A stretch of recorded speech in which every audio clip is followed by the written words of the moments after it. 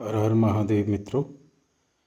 जैसा कि आप लोग रामपाल नाम के एक पैशाचिक व्यक्ति का वीडियो देख ही रहे होंगे और समय समय पे ये ऐड भी चलाते हैं। ये सभी ग्रुपों में घुस करके अपनी एक फ्री किताब बांटने का इनका एक प्रकल्प भी रहता है और बड़े विचित्र ढंग से ये आपकी आईडी में घुसते हैं और इसके संबंध में लगभग जानकारी, इनके बारे में जानकारी लगभग शून्य के बराबर ही है कि ये लोग कौन हैं, क्या हैं और क्या करना चाह रहे हैं।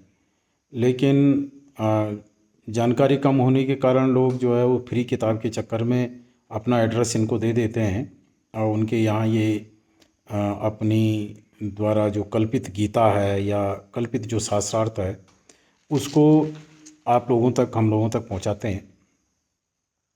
नारायण, कुछ समय से इन लोगों का जो प्रचार है वो प्रचार बड़ा विचित्र ढंग से बढ़ा है। तो कुछ एक बातें मैं आप लोगों के साथ शेयर करता हूँ कि रामपाल एक मतलब ऐसा ठेठ गंवार आदमी है जो पिशाच टाइप का, पिशाच जिसको पकड़ लेता है बस उसी पे वो विचार करता है, उसके आगे पीछे विचार नहीं कर पाता है। ऐसा पैशाचिक बुद्धि है उसकी। तो रामपाल ने एक मन कई जगह पढ़ता है, वो पुराण पढ़ेगा, पुराण से एक लाइन निकालेगा, उसका हिंदी अर्थ निकालता है बेचारा, संस्कृत तो उसकी आती नहीं है। तो वो करता क्या है कि उस लाइन में जो लिखा हुआ हो उसी को अंतिम सत्य मान करके वो अपना वीडियो बनाता है और फिर तब चैलेंज करता है सनातनियों को कि आओ धर्मगुरु सारे आ करके मेरे इस प्रश्न का उत्तर दो। ऐसा तो मैं कुछ कुछ एक बात है हास्यास्पद में आप उसकी बताता हूँ। रामपाल ने कहीं पढ़ लिया गीता की भाष्य में कबीर मनीषिणा शब्द पढ़ लिया। अब कबीर मनीषिणा तो नारायण ये है कि कभी अग्रे मनीषिणा शब्द है, कवि विसर्ग आएगा, कवि वी के पीछे विसर्ग आएगा, फिर मनीषिणा शब्द आएगा। संस्कृत में जब इसको जोड़ करके बोलेंगे तो कबीर मनीषिणा शब्द बनेगा। तो रॉ शब्द क्या उच्चारण, जो रेफ सुनाई दे रहा है आपको, ये रेफ जो है विसर्ग का रेफ हो जाता है, ये संस्कृत व्याकरण है। अब उसका धुरंधरपना देखो तुम, रामपाल का धुरंधरपना कि रामपाल ने कहा कि यहाँ देखो गीता में भी जो है कबीर शब्द आया है और कबीर भगवान की सब जगह गाथा है और कृष्ण ने भी कबीर की माने स्तुति की है। तो ये इसके मानसिक स्तर है। भैया व्याकरण समझ ले, व्याकरण में विसर्ग का र होता है और र का ऊर्ध्वगमन होता है, कबीर मनीषिणा शब्द बनता है। ये उसकी समझ में नहीं आ रहा, उसने पकड़ लिया ये कबीर शब्द है, तो ये उसकी मानसिक स्टेटस का अर्थ वो है। अभी उनके चेलों का एक और वीडियो आया, वो बड़ा उनका चलता रहता, पागलपंथी है एकदम, इतना ठेठ आदमी, गंवार आदमी है कि अगर किसी बात को पकड़ ले तो भैया आप वो कुत्ते की हड्डी बन जाएगा, उसके मुंह में वो पकड़ लेगा जिसमें, तो अब उसको छोड़ने वाला नहीं है। तो ये स्थिति है उसकी। अब देखो एक चीज़ और बताता हूँ।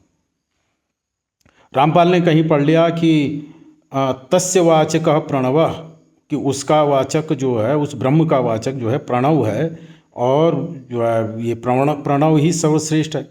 अब रामपाल के दिमाग में बात घुस गई, उसने बोलना शुरू कर दिया कि भैया जितने मंत्र ये आदि उपासना बता रहे हैं ये जो है कुछ भी नहीं है, सिर्फ प्रणव का ही जप करना है, प्रणव ही असली मंत्र है, बाकी सब व्यर्थ है।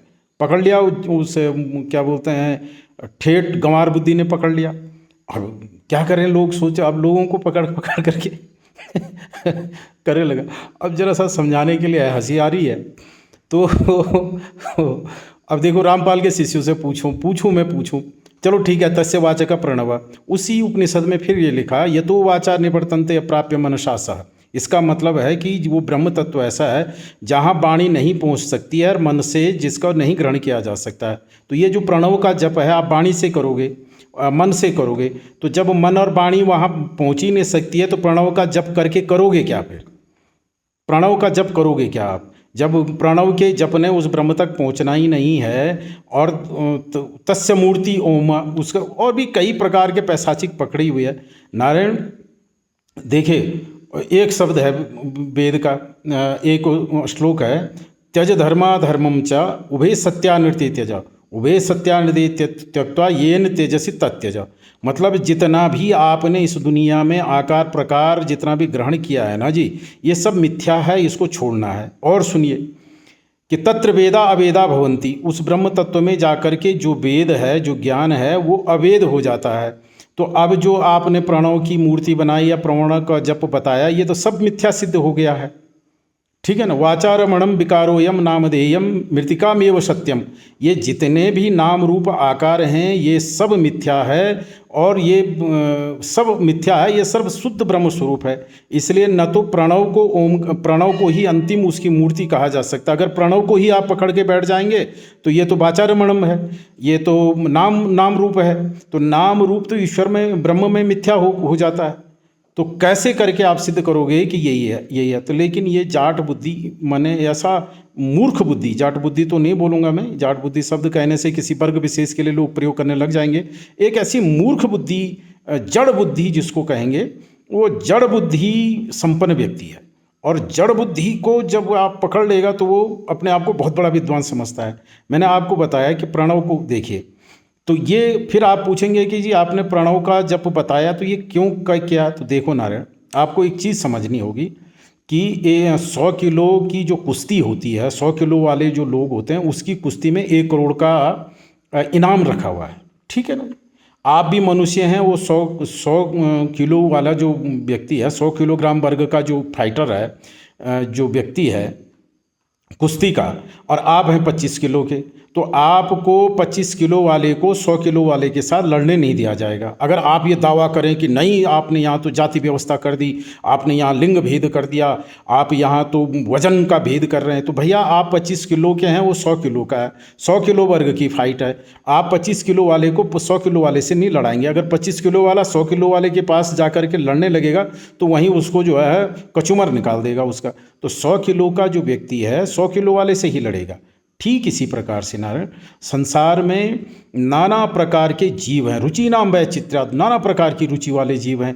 किसी को स्त्री में लगाव है, किसी को धन में लगाव है, किसी को शरीर में लगाव है, किसी को जीने में लगाव है, किसी की ये वासना है, किसी की वो वासना है, किसी को मकान बनाना है, किसी को दुकान बनाना है, किसी को छत बनानी है, किसी को लाल कपड़ा पहनना है, किसी को पीला पहनना है, किसी को कोट पहनना है, किसी को एक वासना वाले जीव हैं। रुचि नाम वैचित्र्यात्, नाना प्रकार की रुचियों के लोग हैं। तो ये जो प्रणव का जप है, ये प्रणव का जप उन लोगों के लिए है जिसकी सांसारिक वासनाएं रत्ती भर भी नहीं है, 1 इंच बराबर भी, कि संसार रहे या नष्ट हो जाए, शरीर रहे या नष्ट हो जाए, ऐसी जिसकी इच्छाएं होगी वो व्यक्ति प्रणव का जप कर सकता है। अब आप बोलेंगे कि जी आप हमको क्यों नहीं, मानव मात्र का अधिकार है ज्ञान में। भैया मानव मात्र का अधिकार ज्ञान में है, इसमें कोई शंका नहीं है। लेकिन ओम के जप की एक कैटेगरी है कि ओम का जप वही व्यक्ति करे जिसकी अहलोक पारलौकिक सारी प्रकार की इच्छाएं समाप्त हो गई है। आपकी इच्छा है कि आप ये रामपाल बाबा के जो चेले देखना, एकदम लेयरमैन के लोग हैं बेचारे, खेती बाड़ी करने वाले लोग हैं, ज़्यादातर आंदोलनों में जीवन जीने वाले लोग हैं बेचारे। किसी का अपना स्वास्थ्य देखना है, किसी के ऊपर प्रेत लगा हुआ है, किसी के ऊपर भूत लगा हुआ है, उनको वो मिटाना है और वो बेचारा ओम का जप करेगा। तो ये तो बड़ी विचित्र बात हो जाएगी। मैंने कहा नहीं कि 25 किलो वर्ग वाला व्यक्ति 100 किलो वर्ग वाले के पास जा कर के फाइट करेगा, तो ये तो कचूमर निकाल देगा। भैया ओम का जप उन लोगों के लिए प्रशस्त है जो लोग अहलौकिक वासनाओं का परित्याग कर चुके हैं, जिनको जीवन मरण से कोई लेना देना नहीं, जिनको न बेटे से स्नेह, न बेटी से स्नेह, न जिनको बच्चा पैदा करना है, न जिनको विवाह करना है, जिनको न तो अपने रूप यौवन की लालसा पड़ी हुई है। तो ऐसे व्यक्ति को, जिसको शरीर की भान नहीं है, वो व्यक्ति ओम का जप करे। लेकिन जो नाना प्रकार की वासना वाले जीव हैं, 1 करोड़ अरबों जितने जीव हैं उतनी वासनाएं, उतनी प्रकार का व्यक्ति के भीतर भावनाएं हैं। इतनी भावनाओं को आप अगर ओम के नीचे समेटने लग जाओगे तो नारायण नष्ट भ्रष्ट हो जाओगे। 100 किलो वर्ग वाले व्यक्ति से आप भिड़ा दिए हैं सामान्य वर्ग को, तो ये संभव नहीं है। इसलिए नारायण जिसकी जैसी वासना है, ये यथार्थ सत्य पहले स्वीकार करो कि भाई मेरी क्या वासनाएं हैं, मेरी क्या इच्छाएं हैं। इन इच्छाओं के अनुसार ही उपासना होती है, इन इच्छाओं के अनुसार ही ज्ञान का अवलंबन होता है। चित्त में पड़ी हुई है दुनिया भर के लौकिक वासना, करने चले ओम का जप तो नारायण आप भिड़ जाओगे 1000 किलो वर्ग वाले के साथ, और आपका वजन है 25 किलो, तो वहाँ तो आपका कचूमर निकल जाएगा, कुछ भी हाथ नहीं निकलेगा, उल्टा नरक और मिल जाएगा। तो इसलिए आपकी जो वासनाएं हैं, आपकी जो रुचि है, आपका जो स्वभाव है, आपकी रुचि और स्वभाव के अनुसार सनातन धर्म में उपासना पद्धतियां हैं, मंत्र का जप है और नाना प्रकार की अन्य भी कई प्रक्रियाएं हैं। ये इसलिए हैं, सनातन धर्म में नाना प्रकार के देवी देवता, नाना प्रकार के मंत्र, नाना प्रकार के तंत्र, नाना प्रकार का क्रियाकांड इसलिए है क्योंकि जीवों की जो वासनाएं हैं नाना प्रकार की हैं। नारायण एक नेता है, एक उपनेता है, एक बाजार में दुकानदार है, एक सेलिंग करने वाला है, एक व्यक्ति इंजीनियर है, एक डॉक्टर है, एक नाना प्रकार के व्यक्ति, हजारों करोड़ों प्रकार के प्रोफेशन हैं।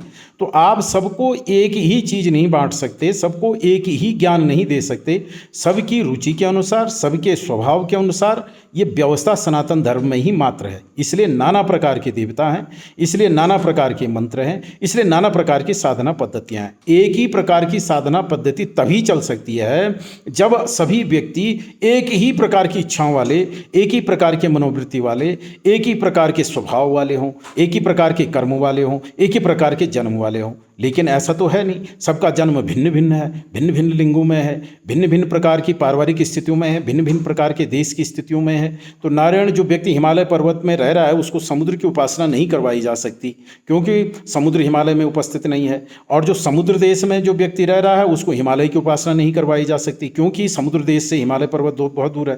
तो जिसको जो जहाँ है, जिस स्थिति में है, उसी को वहीं से उठाने की विधा का नाम सनातन धर्म है। पर रामपाल क्या व्यक्ति है? रामपाल व्यक्ति ऐसा है कि अगर अमेरिका का व्यक्ति भी है, अगर उसको उपासना बताने तो उसको ओम का ही जप करना है, चाहे उसकी वासना चाहे कुछ भी हो, उससे फर्क नहीं पड़ता। तो बेटा इसके लिए गुरु परंपरा चाहिए होती है। ये जड़ बुद्धि से काम नहीं चलता है और ये मूर्खता मत फैलाओ समाज में, सुधर जाओ।